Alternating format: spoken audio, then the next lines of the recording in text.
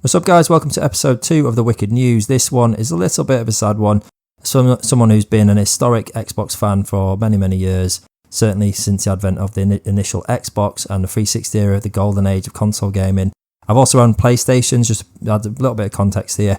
I've been a PC gamer for about 10 years as well, so I've seen the light, but certainly a little bit sad to see Phil Spencer leaving Xbox. I know he gets a lot of stick online. I've seen a lot of weird articles about Phil Spencer, actually. A lot of conspiracy theorists like to say a lot of stuff about him. But this is a little bit of an article from me, just to give you my thoughts on why it is a sad time, not just for Xbox, but for gamers in general to see Phil Spencer go. So without further ado, let's get into it. Hopefully people are aware that Phil Spencer has stepped down as the head of Xbox department in Microsoft Studios. The thing I guess I really want to bring to everybody's attention here is he's not been the best businessman in the world, I understand that. But Phil Spencer is 100% a gamer. And a lot of decisions he made, certainly earlier on in his tenure as the head of the Xbox component of the business, were very much gamer focused. So we've had a lot of amazing games come out, as I mentioned, around about that early to late 360 era. There's been a lot of missteps, sure, and I think in the last 5 years or so, there's been a few massive blunders, and I get people got a bit fed up, certainly those hardcore Xbox fans.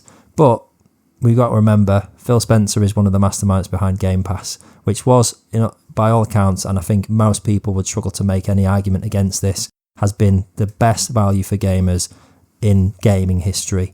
The amount of amazing titles, and not just AAA, but first party and indie games particularly, that have been given to players, that have been raised, in terms of player retention, were done through Game Pass. And I know the recent price hike has certainly pushed a lot of people off, including myself, but we have to remember that once Xbox came in that 360 era and started that real console war with PlayStation, they were really big players, they put themselves on the map. It really served to add value to everybody's experience as a gamer. So for all the talk about Xbox or PlayStation or whichever one you think is best, them both being set against each other and being competitive against each other has done nothing but give value to the players on both sides and also to PC gamers as well. It's undeniable that in the last few years there has been a definite shift in the approach of Microsoft. They are now looking towards a less consumer-friendly model, which seems very much money-orientated. It looks like somebody else has been steering the ship, if I'm being honest, behind the scenes, just in the lead up to Phil Spencer eventually announcing his retirement. And that's evident in the way that they've hiked the price of Game Pass, they've shuttered lots of studios, and I think the general vibe is that this isn't being steered by somebody who is out for the gamers, but it's somebody who is trying to recoup investments, for example, or keep shareholders happy, or something along those lines. And I think this was inevitable. I think given the fact that the second in command, Sarah Bond, also following very shortly after and not taking the reins, shows you that there has been some behind the scenes, some politics going on. And in fact, I do believe that Phil Spencer has been forced into retirement and has to step down. Now we've got this lady, Asha Sharma, taking over. Somebody who I'd never heard of until very recently, and reading articles and things like that about her. But knowing that she's been the head of the AI division, and that's obviously something that's big interest of Satya, and it seems to be the way that Microsoft are starting to invest and pitch their ideas forward in terms of looking at the future.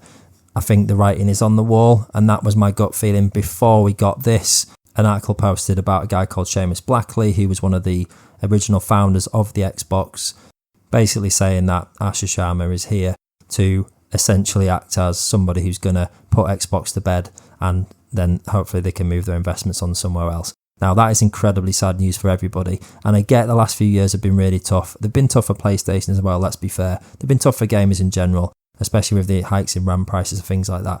But what this really says is that if Xbox are withdrawing from the console market, which it seems like they possibly are, then this would officially mark the end of the console wars as we know it.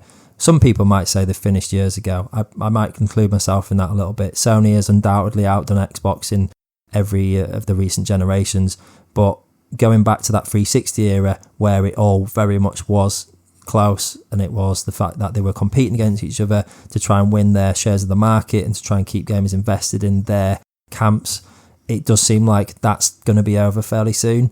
And all that means for us is that push for value, that need to go the extra mile to try and pull gamers in to your console, into your side of the market, is going to disappear.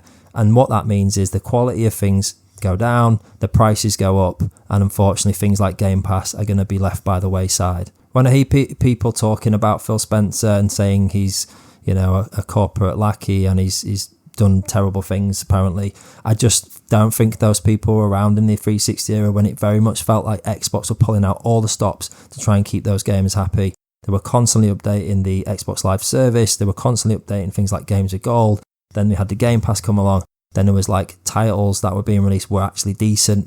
It felt like, you know, a really good time to be a gamer, and that this company were kind of trying to do the best to win you over. And unfortunately, I do think with Phil Spencer gone, those days are going to be days of the past. Now, maybe this is the cynic in me, but I don't believe for a second that Asha Sharma's recent PR campaign to convince everybody she's an absolute gamer and posting, for example, all her favourite games, I just felt like looking at that list of games, there's absolutely no way that that's games that she's ever even looked at, never mind played. I just think that is the list of games that a PR team would have pulled together to try and convince people on the other side that, oh yeah, this is the person she's got your interests at heart. I mean, GoldenEye, obviously one of the greatest games ever made, but I don't buy for a second that that is a list of games that she's actually played. I hope I'm wrong, guys. I really do. I hope that this is just a transition and actually change can be really good, and maybe that change probably was needed at this point. I don't disagree with that. I'm just not convinced this is the change that people want. And I certainly don't think that this is a positive for anybody in any of the camps of gaming, whether you're a PC, Xbox or PlayStation gamer. I think this is an absolute disaster, and it's really sad to see Phil go. I think he's been an absolute legend, despite the missteps, despite the projects that weren't quite as good as we were hoping. I do think the guy he had his heart in the right place. A guy who truly was a gamer and who brought great value to the industry for everybody. Thanks for watching, guys, and do please leave your comments below if you've got something to share. If you enjoyed this one, please do leave us a like and hit that subscribe button. We're currently trying to hit 100 subs on the channel, and every little bit counts, so please do it! Thanks for listening, stay tuned to Wicked Pixels and keep it locked for more on the way.